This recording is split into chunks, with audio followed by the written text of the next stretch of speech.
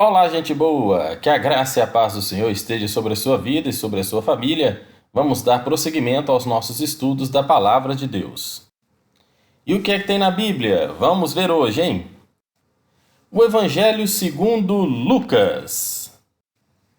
O Evangelho de Lucas está assim subdividido no capítulo 1, o anúncio do nascimento de Jesus, no capítulo 2, o nascimento mesmo de Jesus, no capítulo 3 fala sobre João Batista e o início do seu ministério, no capítulo 5, o início do ministério de Jesus, no 6 começa ali a sequência de milagres realizados por Jesus, no capítulo 9 Jesus envia os seus discípulos, no 11 começa a sequência de parábolas, são muitas parábolas que tem no Evangelho segundo Lucas.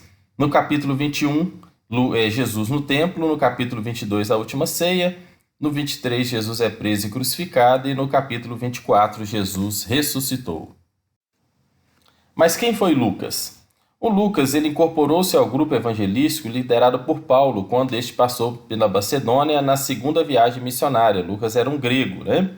Sempre fiel companheiro de Paulo até a morte até a morte de Paulo em Roma. Ele estava ali com Paulo escrevendo ali as suas cartas e acompanhando principalmente os últimos dias de Paulo, uma vez que Lucas era médico.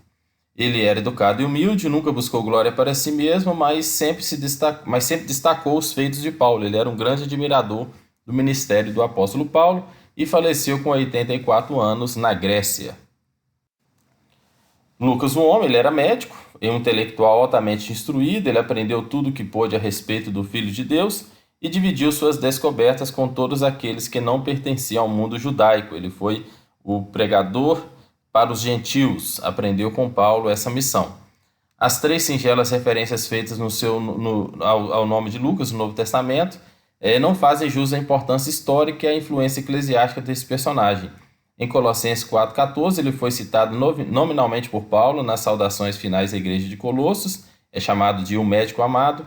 Em 2 Timóteo 4,11, ele está em Roma com Paulo. Neste período, Paulo diz que somente Lucas está com ele nos seus últimos dias. E em Filemão 1,24, Paulo diz que ele é um dos seus cooperadores. Lucas, no Evangelho, ele trata sobre a vida de Jesus até a sua ressurreição. No segundo volume, em Atos, que também foi escrito por Lucas, ele narra que Jesus fez, após a sua ressurreição, e de como o Espírito Santo comandou os apóstolos no estabelecimento da igreja. Ele não era discípulo nenhum dos 12, nem era um judeu. É o único escritor do Novo Testamento que não era judeu. Segundo o historiador Erasmo, diz que Lucas nasceu na Antioquia, que era médico e que participou de vários eventos com os apóstolos no livro de Atos, especialmente ali com o apóstolo Paulo. Curiosidades no livro de Lucas. Lucas mostra enfaticamente Jesus como filho do homem. Ele narra ali várias parábolas sobre a salvação através do filho do homem, que é Jesus Cristo. Também é Deus. Dos 4 escritores dos evangelhos, apenas Lucas registra o brado feliz do anjo: vos trago boas novas de grande alegria, que será para todo o povo. Ele narra com mais detalhes o pré-anúncio do nascimento de Jesus, sobre a visitação do anjo a José e a Maria. Enfim, ele faz ali esses detalhes. Ele fez o único registro da infância de Jesus. Ele descreve a respeito do desentendimento entre as irmãs Marta e Maria e narra também a parábola maravilhosa que Jesus contou sobre o filho pródigo e seu retorno ao lar. É o único livro que está essa parábola. Apenas Lucas oferece relatos sobre as mulheres, cujos nomes talvez nunca conheçamos. A viúva que perdeu o filho único, da cidade de Naim, a pecadora que lavou os pés de Jesus com as próprias lágrimas e a mulher encurvada. Dos 4 evangélicos, Lucas é aquele que nos dá o relato mais completo da vida de Jesus, também é o único que tem uma continuação. O evangelho é a primeira metade de uma história, do início do cristianismo, que é feita em 2 partes, a saber, o livro de Lucas e o livro de Atos. Ele dá prosseguimento a essa história. As 2 partes são dedicadas ao mesmo homem, ao romano Teófilo, e ambas foram escritas pela mesma razão: mostrar que Deus estava realizando o seu propósito na vida e na obra de Jesus e de seus seguidores. Lucas trabalhou com Marcos e o conhecia muito bem, como relata ali a carta de Paulo a Colossenses e a Filemão. O Evangelho de Marcos foi uma das suas fontes principais. Ele usou 65% do mesmo material, reproduzindo parte dele quase ao pé da letra. Lembrando que o Evangelho de Marcos, se você ainda não estudou, Só voltar aqui um vídeo antes, está ali o Evangelho segundo Marcos, com uma série de detalhes e uma escrita mais jornalística, né?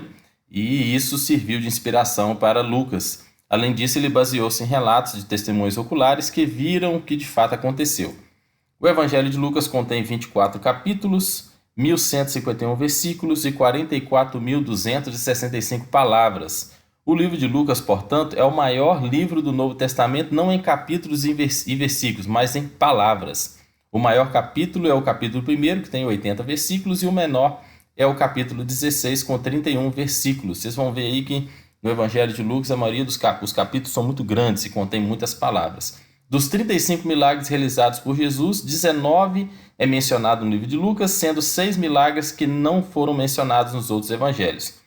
Das 49 parábolas mencionadas nos evangélicos, como eu falei, Lucas já faz menção de 34. A partir do capítulo 11 ali, tem uma série de parábolas e histórias contadas por Jesus que Lucas menciona no seu livro, tanto que 10 delas não são mencionadas nos outros evangelhos. É mencionado 26 vezes a palavra Filho do Homem, 7 pessoas cheias com o Espírito Santo, 165 perguntas, há 27 referências do Antigo Testamento, sendo que dessas 17 foram citadas pelo próprio Jesus.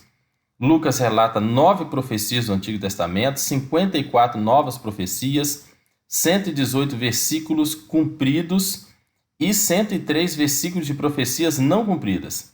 930 versículos de histórias, 38 partes que não aparecem em outros evangelhos e há 22 discursos e acontecimentos.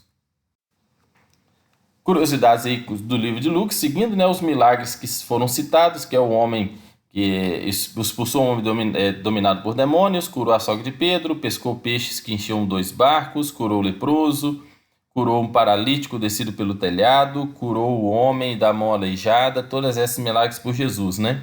Curou o empregado de oficial romano, ressuscitou o filho da viúva, acalmou a tempestade, o homem dominado por legião de demônios, a filha de Jairo, o menino endemoniado, expulsou o demônio de mudez, curou a moça torta de 18 anos, a mulher encurvada, o homem com as pernas e braços inchados, 10 leprosos, um mendigo cego, previu a negação de Pedro e sarou a orelha cortada do empregado do sumo sacerdote.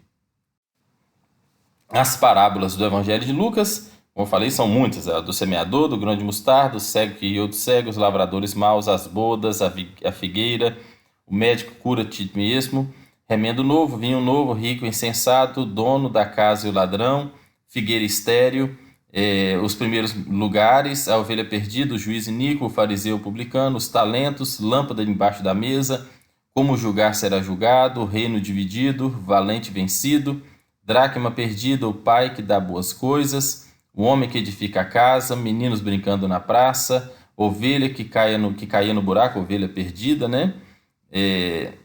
O credor que perdoa seus devedores, o bom samaritano, na verdade, se a ovelha cair do buraco é outra.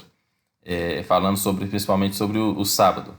O bom samaritano, o amigo inoportuno, aumentar um côvado, servos que esperam o reino do seu senhor, a construção de uma torre, rei que sai para guerrear, o administrador infiel e o filho pródigo. O Evangelho de Lucas, esse evangelho dá importância ao nascimento e à infância não só de Jesus, como também de João Batista, né? Aquele que veio antes de Jesus para anunciar sua chegada e salienta o amor de Jesus pelos pobres e oprimidos, a gente humilde e desprezada. Pois bem, gente boa, termina aqui o nosso estudo do livro de Lucas, um livro muito rico em detalhes, o livro maior, né, do Antigo Testamento em palavras, esse grande médico que foi um evangelista que propagou o evangelho do Senhor às outras nações. Que você continue estudando aí a sua Bíblia, lendo com muitos detalhes, estudando a palavra do Senhor, e lembre-se, se você ainda não leu a Bíblia inteira durante um ano, leia a Bíblia inteira pelo menos uma vez na vida. Jesus Cristo te abençoe, gente boa. Grande abraço.